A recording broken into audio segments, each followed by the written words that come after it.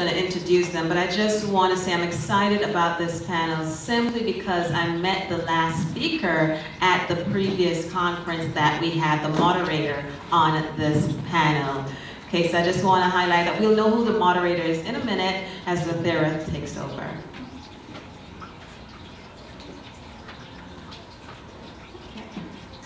Next, we have our panel for STEM, and STEM is for science, technology, engineer, and math. We are innovators. We are the ones who are behind the infrastructure that we are going to keep building and to fix in our countries. We are teachers. We are everything. We are discoverers. We discover cures. And right now, I'm going to introduce to you our panel for the STEM portion of this program. Coming up is Ms. Gail Madsen.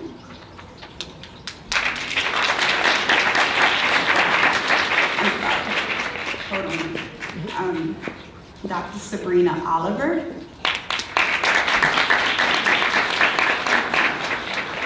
Dr. Diane E. Cabelli.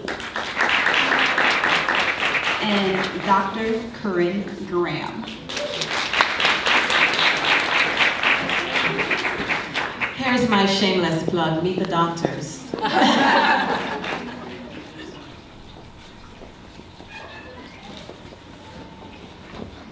Good morning, everyone. I'm really excited about this panel. We had an opportunity to get together on a conference call on Monday night and work up the questions. So we had some time to sort of noodle on the answers. So thank you all for participating. I think there's a biography for each one of us in the program that sort of gives us an idea about our careers and our education. But I think just for everyone else, if you haven't had a chance to look at the program, I'd like each one of us to describe our career and your current position. So let's start at the end and work our way back. Oh my goodness, I thought I'd be the last one to go. Can you hear me? I speak very loud. I don't need the mic. It's being recorded. Stand up. Hi everyone, welcome. I hope you're having an awesome time. Women empowerment starts with enlightenment, and I think so far all our speakers have done exactly that. Thank you for joining and supporting. My name is Dr. Corinne Graham, and just a little bit about me. I'm a management consultant. I work with startup and small businesses. I do training in terms of personal and professional development, and I'm also a technology commercialization specialist and liaison with the University of the West Indies and Farmingdale State College and Stony Brook University.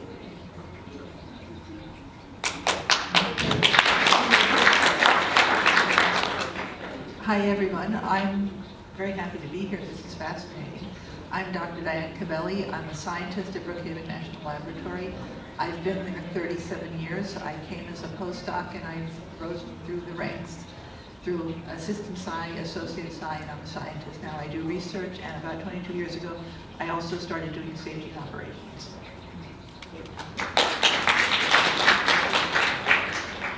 Good morning. Is it morning or afternoon?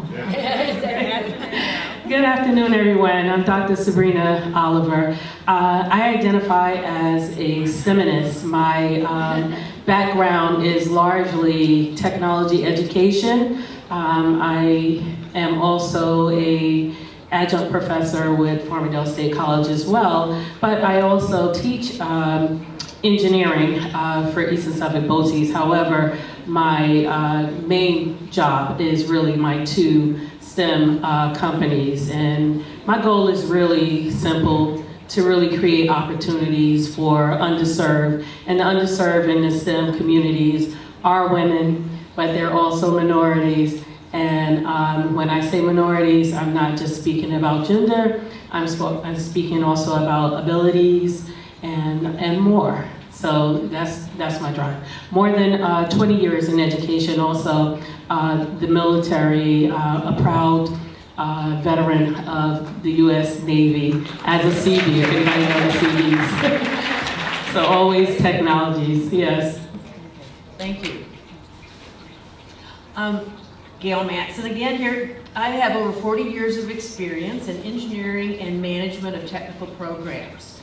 After I received my BS in chemistry and biology, I started working on huge international design and construction projects that built power plants on industrial complexes around the world. And then I got my master's degree in environmental engineering and started working on design and construction of plants to comply with the new environmental laws.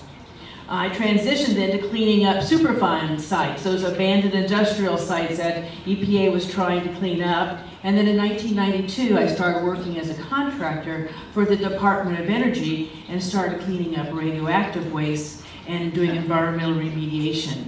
Now I'm responsible for the operations at Brookhaven National Lab for the Environmental Safety and Health Directorate. So long career, very challenging, very interesting, very satisfying.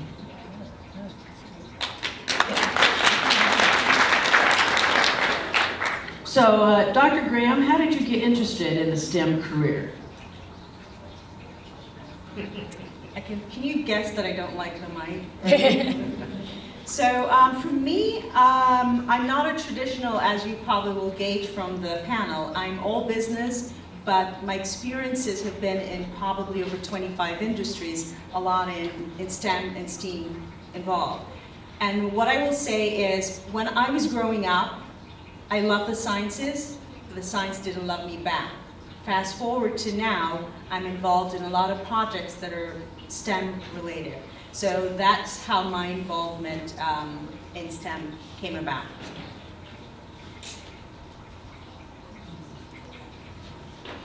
So, as I was growing up, I did numbers. Numbers were my friends. Numbers were always my friends. I loved numbers. I loved science. My father was a scientist. I have 3 brothers, and we were raised the same. We were all raised as if we were the same kind of people. We could do the same things. So it was just natural I went into science. I will admit that my deep down in my heart love is art history. But I love numbers, and it's very, you know, it just became a natural thing. So that's how I ended up staying in science, doing science for pretty much my whole career. For me, my dad was in the Army, and it was very common to see females and males doing the same thing. It wasn't until public school did I learn that girls aren't supposed to do a thing or two. I remember my father actually having to fight to put me in an automotive program. I actually love transportation systems.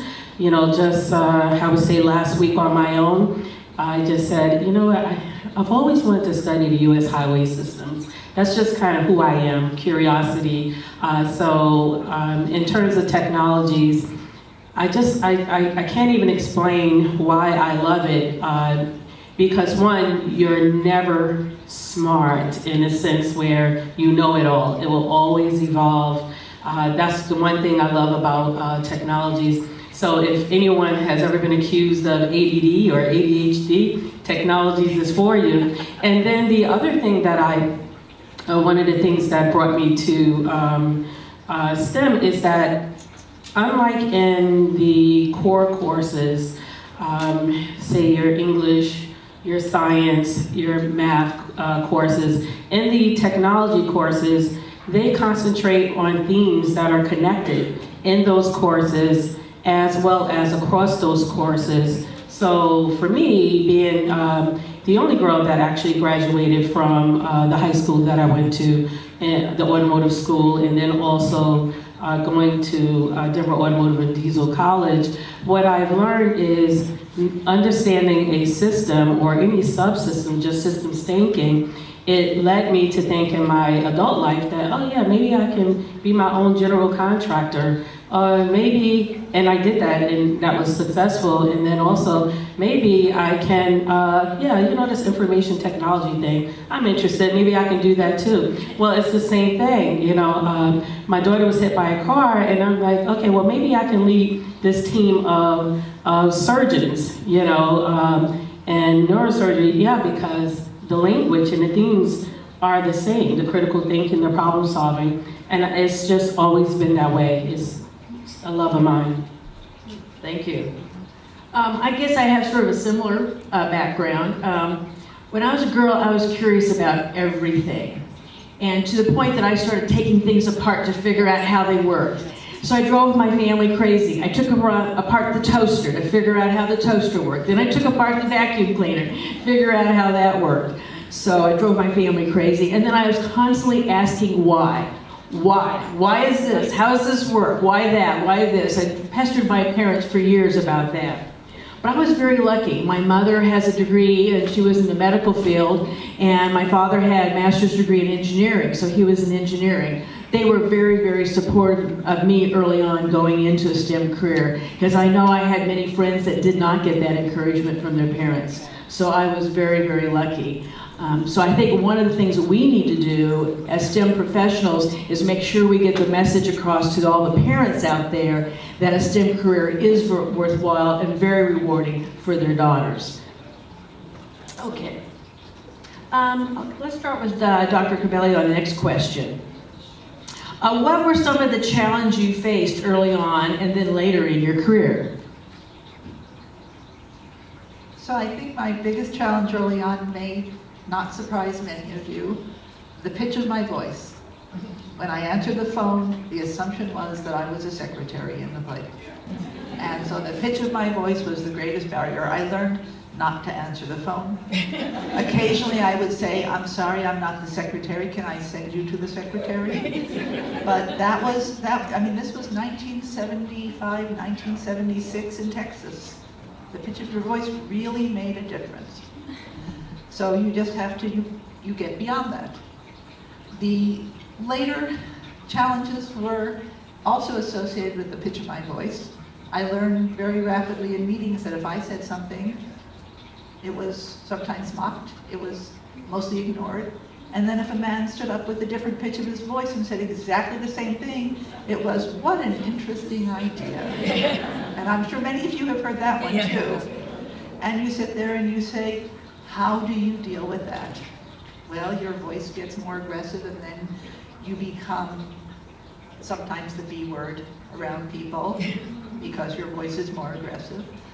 But you just keep going. You just keep going and talking, and you keep going to meetings, and you keep going and saying things, and you get together. But within science, this is a very non-inclusive environment. It's very homogeneous.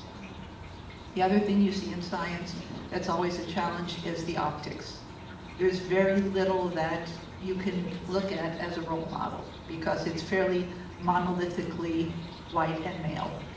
And so you start saying, what are the optics, who do I emulate, what do I emulate, and you have to look very, very hard to try to find those role models. Those are probably the biggest challenges that I've had in terms of my career in general. All right, so I think for me, I want to take a little different approach to it in terms of challenges, because most of my background is in business, and therefore it takes me in more consulting or training roles. And what I've seen actually before I address challenges is that more individuals, that optics, are looking to get more people involved, more women involved, and how they can do that, because it's a time for women again, and that's important. I think going to the challenge is saying that now we need to be able to get more of these done. It's usually funding or getting a message to understanding that STEM or STEAM is very impactful for business, for your growth, and for your success. It's not dirty. It is something that is very critical to where the economies are going. So the challenge, I think, is really more on a community level, and then in terms of corporate and social responsibility to get more people involved. Women are owning businesses in STEM, and that's how they're getting ahead, right? You can own your own business, you can create jobs by doing that. I want to talk about two different challenges. Early on, something that I faced, and one of the speakers, or maybe both of them, talked about in terms of women not necessarily supporting women. You know, so early on, as a very young woman, the 20s. So I remember women were my biggest challenge. You know, the guys would test me, yes, but I could handle the guys because that's my personality. I speak men language. I don't do so well with female language, and the more, generally speaking, of course, the emotional kind of conversation. I'm the, okay, you got a problem, all right, let's get a solution and let's move on. We did that problem. You know, so sometimes women don't know how to receive other women who are different from them, and that's a problem. And also in that same realm, and as an automotive technician, I would have women to tell their daughters that that's not what you want to do. Well, you don't have to be, you don't have to be an automotive mechanic. There's, you know, any part of the vehicle can be monetized, can be a career. That's what I love about it. If you love fashion, I can show you the way into the automotive or transportation where there's a place for you. So that was one thing. But I allowed myself to stop letting someone else define who I should be as a female, you know, because we're not monolithic. You know, speaking of the optics. But I would say the greatest challenge right now in my fight to expose young people to STEM is, excuse me, I should say are the digital immigrants. Those are the ones who don't really understand what STEM is, and unfortunately those of us in STEM fields, we don't really make it so clear. And so they're constantly preparing young people for the 21st century, but we're in the 18th year in the 21st century, you know. So if you're getting young people prepared, you're behind. So you should be looking to the 22nd. So not really understanding the need and what there is out there. There's a major disconnect between schools and industries and businesses tend to not have the patience for the bureaucracy that schools are, and they don't know how to go there. So I meet many industry people, and they want to expose themselves. They're looking for it, but they don't know how to get in. And then the schools don't necessarily want to reach out or don't know how. So those are some of the challenges, and also the types of courses and the ways that we're continuing to teach young people as if we're still living in the industrial age. And not really knowing what technology is. Most think that you're talking about a computer, you know, and that, you know, just opening up our minds to having conversations, and the tables should be diverse.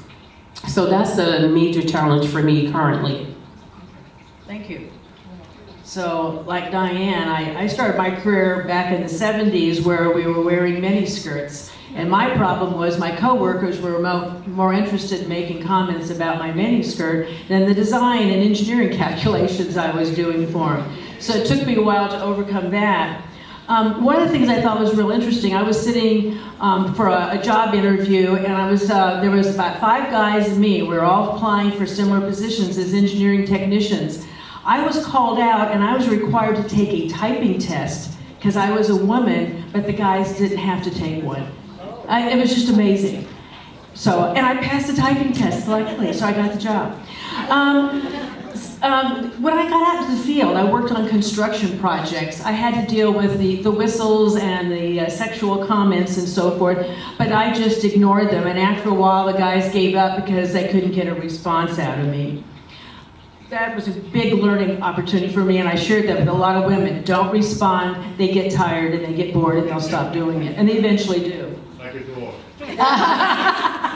So, in the middle of my career, my biggest challenge, I believe, was I kept getting passed over for opportunities. And it was just driving me crazy. I knew I was doing a better job. I knew the information. I was perfect for that project. Why was I getting passed over? So finally I went and challenged my boss and asked him why. And he goes, oh, we just assumed since you were married, you didn't want to travel or take a temporary assignment. And so I felt like I had to go home and get a permission slip from my husband so I could travel. It was crazy.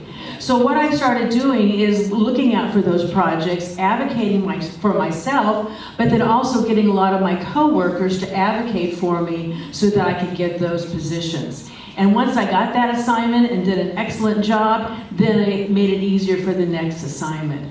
But part of it was just advocating for myself and learning to speak up. It took a while for me to get there. So, okay, let's start with you, Dr. Oliver. Please share with us some of the highlights of your STEM career. I think you've mentioned some, but you probably have other highlights you want to share.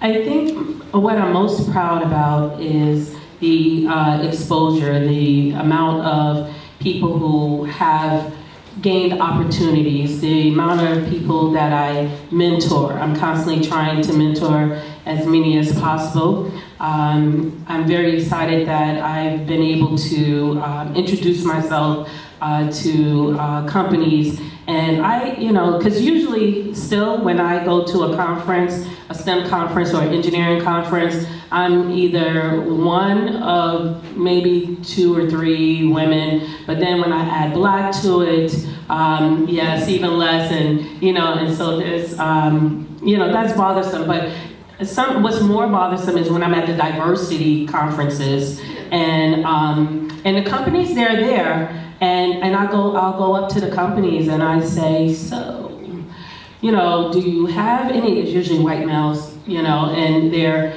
they don't know, they want to, so that's great. So did you have anyone in the company that, kind of reflect what you're trying to achieve, so I'll go through the manual, I'm not gonna say the company, so I'm looking through the manual, I don't see me in there, I don't see anyone that kind of looks like me in there. And so you start the conversation and you say, can I help you with that? Can I show you this is the business side of me, can I help you with that? Can I show you some, inexpensive ways to actually expose yourself, make yourself visible, and presenting yourself as if you're interested in diversity? Can I introduce you to a talent pool, where you can actually help cultivate a new group of individuals that you're trying to get into the company, and they've been open. So that's one of the highlights that I'm very, very excited about. Very excited about.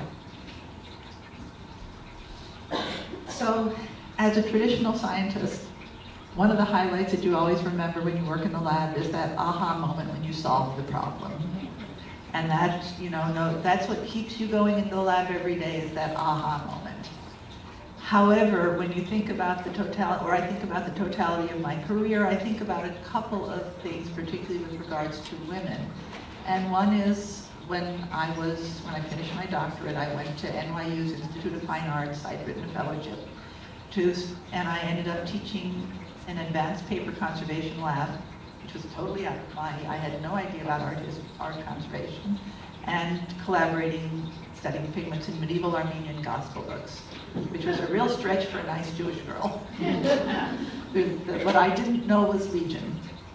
And 2 of the students in the advanced paper conservation class published papers. For the first time in years, they had students that published papers.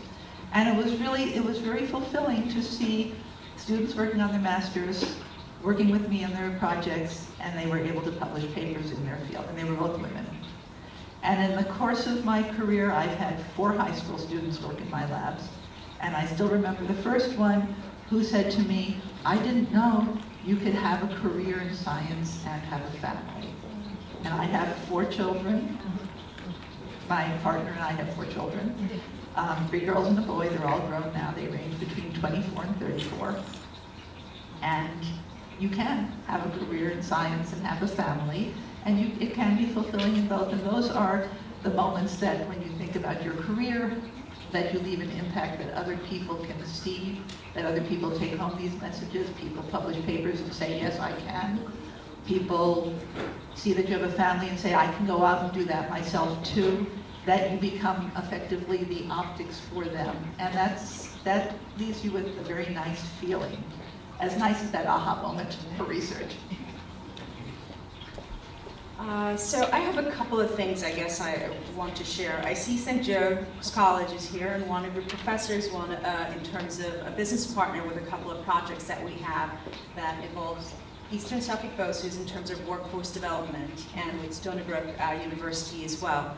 And those things are very exciting for me, and starting out actually as an entrepreneur, being able to help to commercialize technology. We have a fuel cell project that came out of Stony Brook University.